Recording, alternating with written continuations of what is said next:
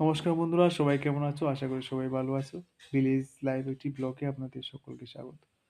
তো আজ একটি কথা আমার মনে পড়লো। সেই কথাটি হচ্ছে গিয়ে আমি একদিন রাম ঠাকুরের মন্দিরে গিয়েছিলাম এবং সেখানে দেখতে পেলাম দেওয়ালে লিখা আছে যে আ মানুষের প্রকৃত অভাবটা বড়ই কম। কল্পিত অভাবই মানুষের সর্বনাশের মূল।